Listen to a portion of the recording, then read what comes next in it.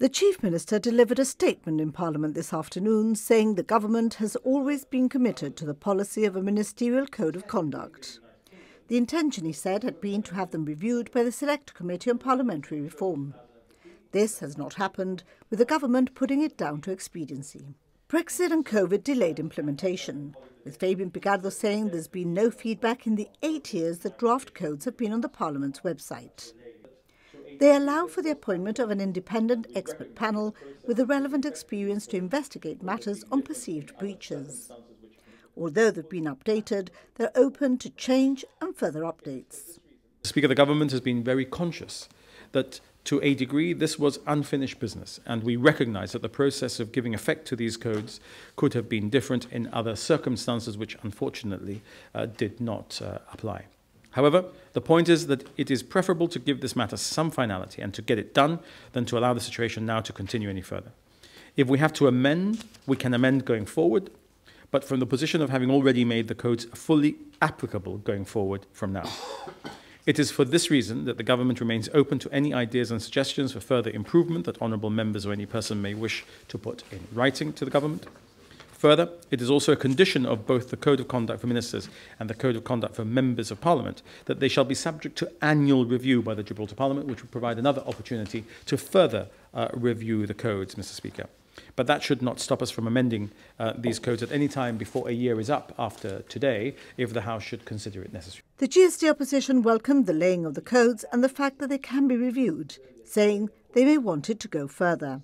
Keith has Asabari questioned the mechanism of the introduction, saying constitutionally it may need to be adopted through a resolution or motion to bind members to it. This was seconded by the GST's Roy Clinton, who asked the Speaker to look into this.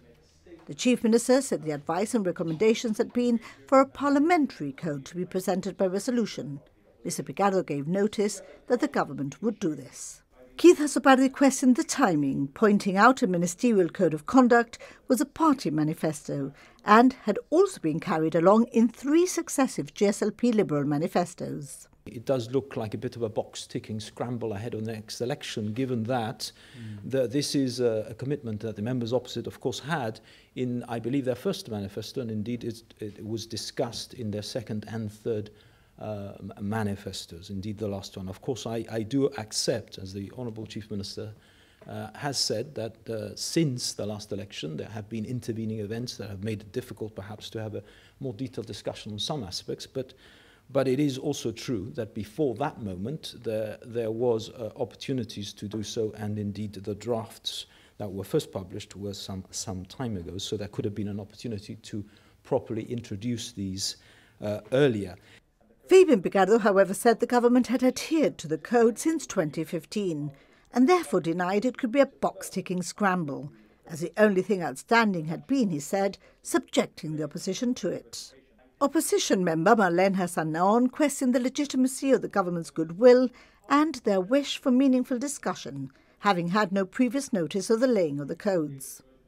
The Chief Minister pointed out Ms Marlene Hassan had been in Parliament since the code was first drafted in 2015, claiming she had therefore had ample time to have looked at the document.